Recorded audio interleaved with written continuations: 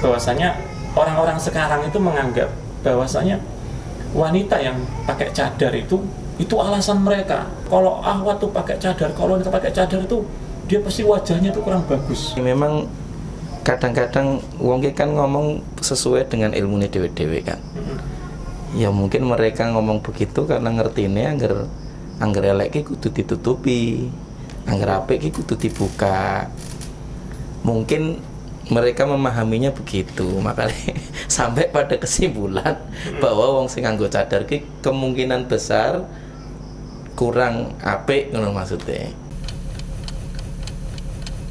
Sik. Nah, jenenge ngobrol karo kanca. Baik, bismillahirrahmanirrahim. Assalamualaikum warahmatullahi wabarakatuh.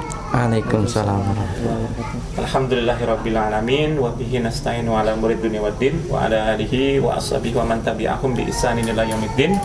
Asyhadu an la ilaha illallah wahdahu la syarikalah wa asyhadu anna Muhammadan abduhu wa rasuluh alladzi la nabiyya wa la rasulahu ba'dah. Baik para ikhwan sekalian, konco-konco, teman-teman, para akhwat juga ya yang tentunya ngelihat dan menonton, dan tentunya ini sebagai sebuah ladang kita untuk menyampaikan sebuah diskusi keislaman, dan kita sambil ngobrol-ngobrol santai ya, bukan masalah kita ngajak santai, kita ngobrol santai tapi antum fokus. Nah kita makanya pada kesempatan kali ini kita akan sedikit membahas ini ya, terkait dengan sesuatu yang mungkin sesuatu ini unik tapi semua orang itu pasti akan melewati masa ini gitu kan. Ini sesuatu yang tidak akan pernah bisa dihindarkan oleh seorang laki-laki maupun perempuan. Yaitu peristiwa di mana proses sebelum proses sakralisasi, bahasanya ngono kuwi, yaitu ta'aruf lah bahasanya. Kita akan sedikit bahas tentang ta'aruf. Ya di mana sekarang ta'aruf itu kan mungkin berbeda-beda. Ya, ada yang mungkin dia ketemu sama mak comblangnya dulu gitu kan. Mungkin yang kedua dia ngomong sama ustadznya. Mungkin yang ketiga kadang-kadang dia langsung datang.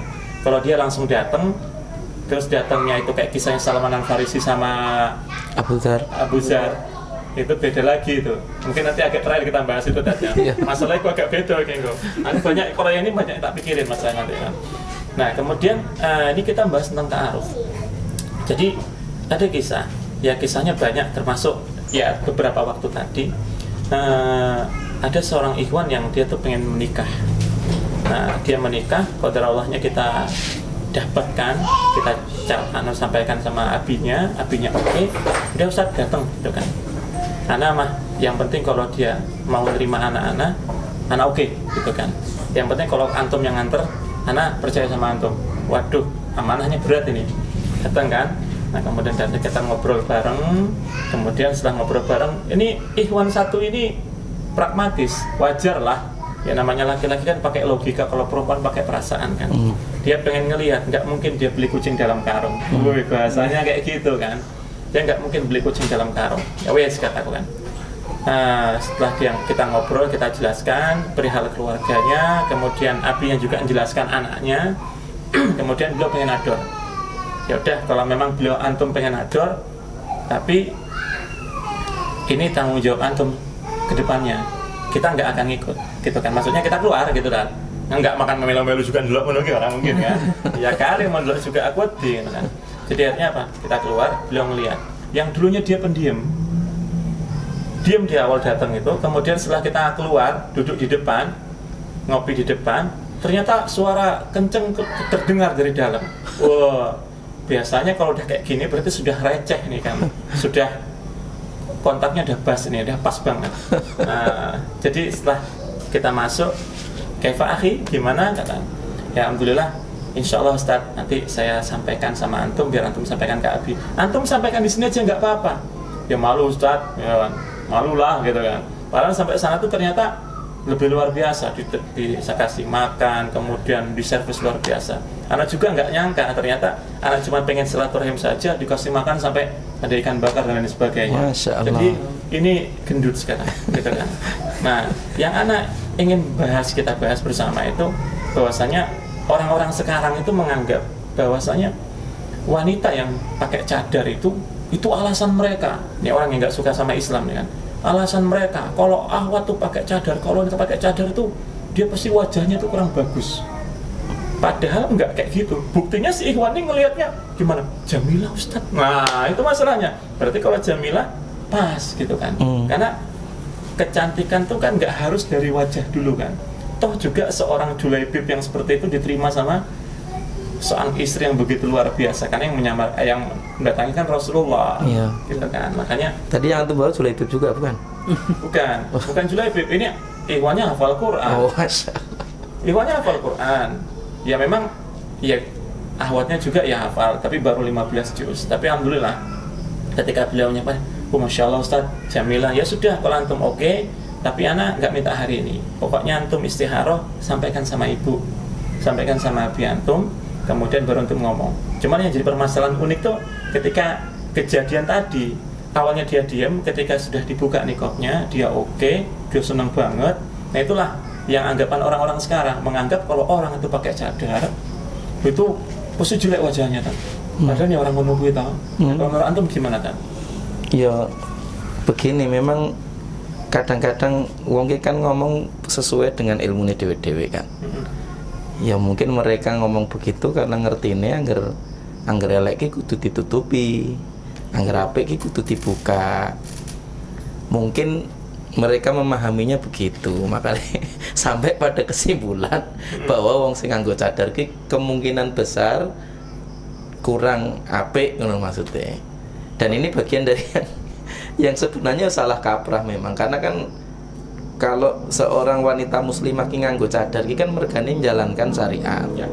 Itu bagian dari yang penting untuk difahami. Jadi ketika seorang wanita muslimah itu sudah mengetahui ilmunya, maka kemudian dia menutup auratnya, termasuk bagian wajahnya. Bagi yang kemudian meyakini bahwa itu bagian dari yang wajib untuk ditutup, ya. Terlepas dari perbedaan pendapat para ulama masalah Hukum cadar. hukum niqab atau cadar itu, sing kena angger wis ngerti ilmu niki kudune dilakoni kan begitu.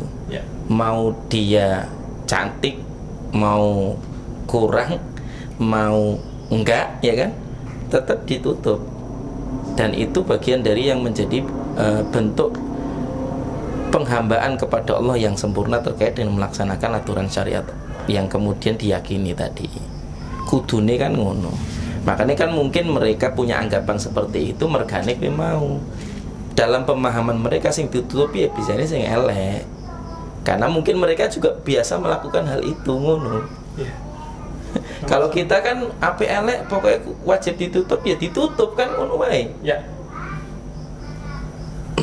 Ya kalau dalam pemahaman orang umum kan apik ki ya mbok Dinampakkan. ditampakke ngono kan. Makanya sing sing apik-apik ki biasanya ditampakke karena memang biasa mereka begitu juga. Ya mungkin kebiasaannya mereka di dalam sehari-hari juga begitu gitu. Artinya kayak misalnya terkait dodolan ki sing apik dikeke dhuwur, sing elek kayak ngisor men ora ketok. Lah mungkin perilaku mereka sehari-hari juga seperti itu ngono, makane dianggepe wong sing nganggo cadar kuwi, wong wedok sing nganggo cadar kuwi kurang apik, mergane ditutupi. Karena biasanya sing ditutupi sing elek. Ya karena juga kalau jual beli kayak gitu, kadang-kadang uniknya gini ta. Kita ngeliat tuh 10.000 sekilo. Bareng dhewe wis teko, ternyata 10.000 yang sekilo itu yang blotong, yang bagus itu yang 20.000. Itu sering ketipu juga. Iya. Makanya mungkin Iya. ya logika juga banyak orang yang nalarnya berpikir, wah, anggo cadar itu pasti ngene iki. Lah iya, mungkin arah pikirnya tuh karena kebiasaan menemui sing ngono mau. Bahwa sing biasanya sing elek ki ditutupi, sing apik kuwi sing Nampak. sing ditampakkan kuwi mah. Ya kitanya yang memaklumi lah. Ya harusnya kita memaklumi. Nah sekarang ada fenomena baru ini. Memang sifat mar'ah itu kan berasal dari kata ro'a kan. Ya memang wanita itu kan memang pengen dilihat aslinya. Nah yang delok sapa lah ora cah wong lanang. Nah akhirnya apa? Nah muncul sebuah buatan yaitu sebuah kain yang dibuat jadi niqab tapi enek toppingnya. Jadi akhirnya sesuatu yang harus ditutupi memang harus ditutupi karena itu kewajiban. Cuman kadang-kadang ya yang terjadi adalah ada modisnya itu. Itu gimana, Tat?